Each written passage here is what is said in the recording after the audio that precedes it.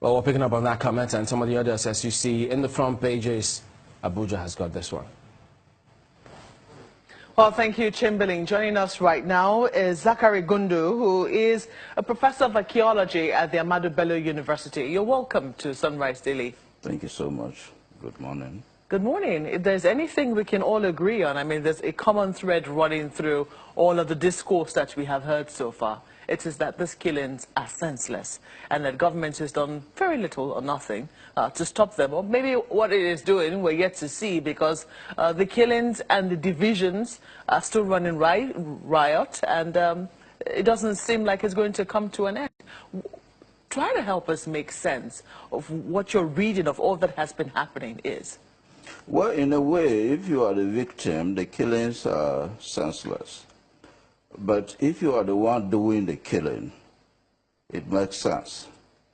A lot of Nigerians don't appreciate our history. They don't also appreciate what has been happening in this country, especially in the past few years. I believe that if people know history, they will know why the Fulanis are doing this.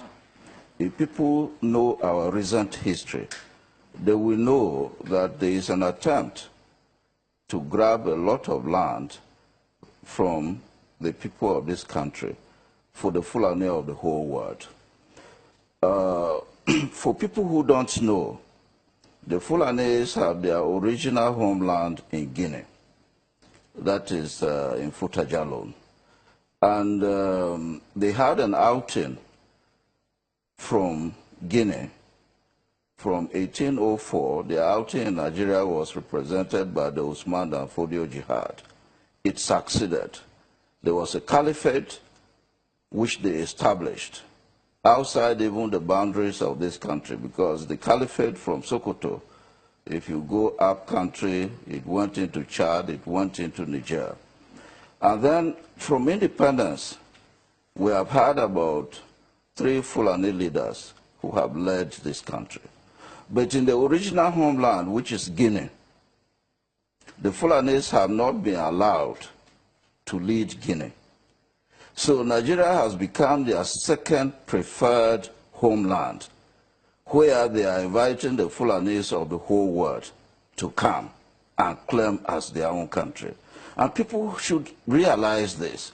And if we sit down here on our ancestral lands in this country, and somebody comes in to kill us, it becomes a problem. Let me just say this. Professor, I'm afraid I have to interrupt you. No, let me just say this. Just before you say what you say, or what you want to say, I want to ask, how do you have, I mean, how are you able to draw this thread? You have talked about history. Yes. We all know that before now, yes, we fought into tribal wars. Yes. I mean, there were conquests every now and then. The Benin Empire, for instance, was quite expansive. Yes. And it also, made its own conquests. Yet nobody has been able, whenever Ife Modake is fighting, nobody is talking about prehistorical or, pre-colonial wars to justify what is happening now. The Ife Modakakwe war is a local phenomenon. In Nigeria, what happened when the British people came in? Remember, the caliphate was a pre-colonial phenomenon, and it gave the Fulanis some privileges even over the Hausa states, because they manipulated Islam to take over the Hausa states. And it gave them some privileges over the Hausa states and other Nigerian groups which they used to raid as slaves. When the British people came in, people who know colonial history will know that they privileged them. They decided to divide and rule this country by privileging the Fulanis over other groups. So what happened is that the Fulanis moved with their privileges from the pre-colonial period into the colonial period. And now that we have independence, they are also moving with the privileges they had under the colonial government into independent Nigeria. And independent Nigeria is not a feudal system.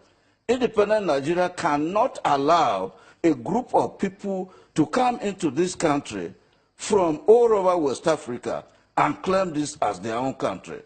What happened during colonialism was that the states we have presently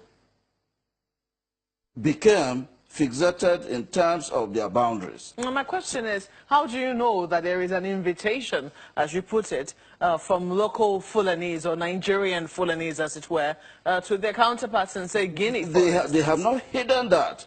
They have not hidden that. Remember, the governor of Kaduna State has agreed, has admitted that he used state funds in Kaduna to pay Fulani people from outside the country from coming to attack us. Remember that the government is now belatedly saying that the people who are responsible for this are foreign mercenaries. Remember that the Inspector General of Police before this one and the Minister of Agriculture has argued consistently that the people attacking this country are not Nigerians, they are from outside. What this means is that if somebody comes from outside, he's coming at whose instance?